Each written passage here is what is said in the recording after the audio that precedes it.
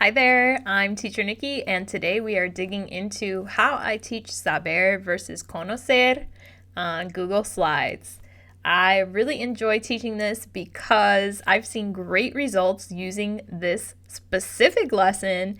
Students understand and grasp the difference between these two verbs when I teach it in this way. So let's take a look.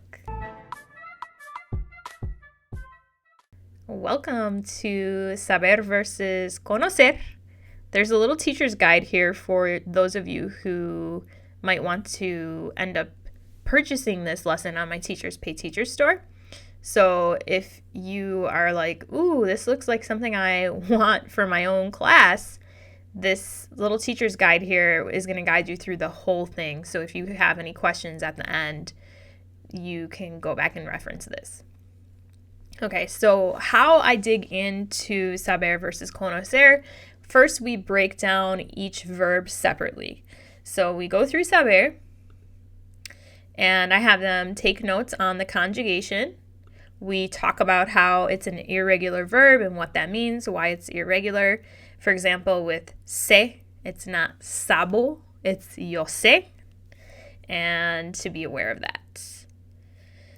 Then, after they practice this conjugation, we do practice saying the verb. So I have them repeat after me and we go through the pronunciation. I think this is really important because I do private tutoring one-on-one lessons, and I found that many of the students do not know how to pronounce the words.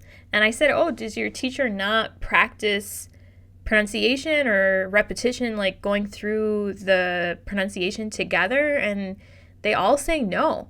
So I don't know what's going on in the Spanish classrooms anymore, that the students aren't practicing speaking the way, at least the way I was taught. We all did it as a class. We said each word.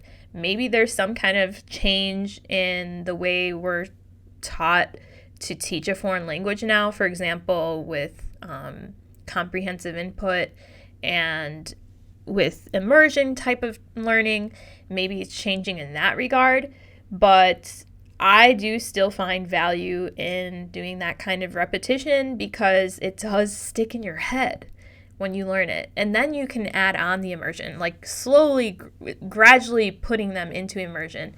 I think a lot of times too, the reason I'm a little reluctant to just jump right into immersion is it makes the students intimidated and want to run away from the language rather than gradually building on that immersion little by little.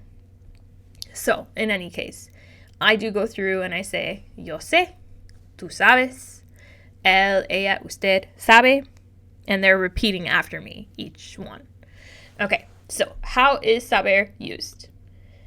Saber is used to talk about facts or information. It's used to talk about learned skills and knowing something by memory. And then after they write down how Saber is used, again, they will be taking notes.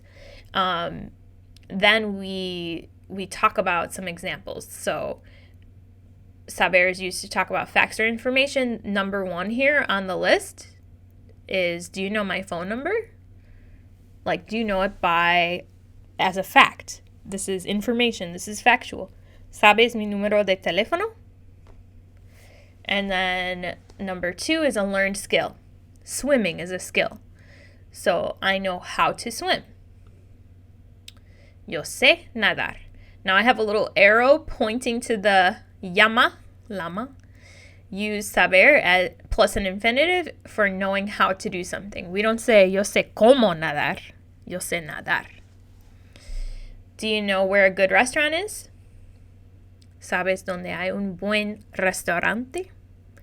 So then that way they're seeing these in context. And learning these bullet points is really what helps them to figure out how to differentiate between these two verbs. I've seen so much success with this when I teach it this way. Next we go through conocer. Conozco, I talk about the Z there and why it's there for pronunciation purposes. And then we go through the conjugation. And again, we talk about how is conocer used? It's used to talk about being familiar or acquainted with people, places, or things. So then we have some examples of that. Are you familiar with Chicago? Or do you know Chicago? ¿Conoces Chicago? Do you know my sister? Have you met? In other words, it's saying, have you met my sister? So, ¿conoces a mi hermana? We talk about the personal a when talking about people. I know of a good restaurant. Conozco un restaurante bueno. So what about those examples that were both talking about a place? Because if we look back at Saber, we said, do you know where a good restaurant is? Versus I know of a good restaurant. So what's up with that? ¿Sabes dónde hay un buen restaurante? Well, we use saber to talk about knowing something by memory. So in that situation, you could use saber. Also, you can think of this kind of like you're aware of by memory where this place is. And then for this one, I know of a good restaurant. You're using conocer to talk about familiarity of knowing a place. That's like a little nuance that can be a little confusing. But in this case, we're really thinking about knowing this by memory versus the familiarity of knowing this place. So the knowing of versus do you know where it's at? Like a memory thing. Okay, and then, do you know that he is my neighbor? ¿Sabes que es mi vecino? You're using saber to talk about facts. Like, do you know the fact that this person is my neighbor? And it's kind of similar with that last one. Like, do you know where this is? Do you know where a good restaurant is in your memory? Versus, do you know of this place? And then I know your neighbor. That is familiarity with the person versus the fact that you know them. So think of saber, the fact that you know something versus being familiar with people, places, or things. Okay, and then we go through a bunch of examples, and this is why I think this lesson is so helpful for students when they're learning saber versus conocer for the first time, because it is showing them all these different examples and giving them a lot more context of how to use it. So even if they do get some of these wrong, that is to be expected. I would say maybe they'll get like 2 or 3 wrong, and that's okay, because that's how they're learning. They're learning through those mistakes, and then they're seeing, okay, oh, now I get how that's used. And then they get even more practice after this. So we'll say, I'll ask them, okay, what do you think it is? Do you think this is saber or conocer, and what's the reason? So they're not only just saying which verb it is, but why is it that one? So we're looking at it in English. Do you know where the classroom is? So this is saber because it's known by memory. How did you meet your best friend? Well, this is conocer because it's to know or meet a person. We know Spain well. Conocer. Why? It's familiarity with a place. He knows how to get downtown. This is saber. Why? This is by memory. You know how to do something. Anytime you're saying you know how to, that is by memory. That's like a skill, a learned skill or a memory thing. So you know how to do something? Saber. Do you know where this is by memory? Saber. Do you know of this place? Do you know Spain? Conocer, because it's familiar with a place. They know the Hamilton soundtrack well. So that's conocer, because you're familiar with something. I know how to speak English. Saber, it's a learned skill. So always think of conocer being familiar with people, places, things. Saber, learned fact, information, learned skill, by memory, and more like fact-based. And then they get to do all this practice. So this time they have 10. You could do the first practice as a class, as a whole group. And then the second practice, have them do like in partners or independently, whatever makes sense for your group.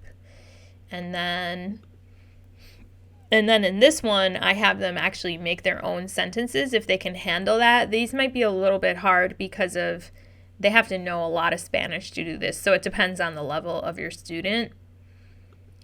And then there's a Saber versus Conocer sort. So for these, they'll actually have the physical pieces. So for this student sort, they can do it on Google Drive. If you do end up getting this, you can purchase this whole unit. This is a Saber versus Conocer, like a 3-day thing, where you can copy all of these slides into your Google Drive. And then what you do is you share this with the students and they can do this activity and just drag the words like that. Do you know New York? You're familiar with the place. To know something by memory? Saber. So that way they're practicing those bullet points, but they also see some sentences as well. And then there's speaking practice. So they could do speaking and listening, where they're listening to the questions, they're answering the questions. And then they can do some writing practice, speaking and listening, where they're writing their own questions and asking people and answering as well. So it's a lot of details in this lesson for them to do. This is the part where they would do the Saber versus Conocer and the reason, and then they get their own sheet for writing in the answers here, and they can just write it like that. And here they have the text box there, so that's perfect for sharing the document with the class. All right, we made it to the end of Saber versus Conocer. Thank you so much for sticking around to the end. If you want this lesson, it is available in my Teachers Pay Teachers store, so make sure you grab it in the description. Don't forget to like, subscribe, and comment. That really helps get this video to reach more people, and I really appreciate your support. I'll see you in the next video. Adios.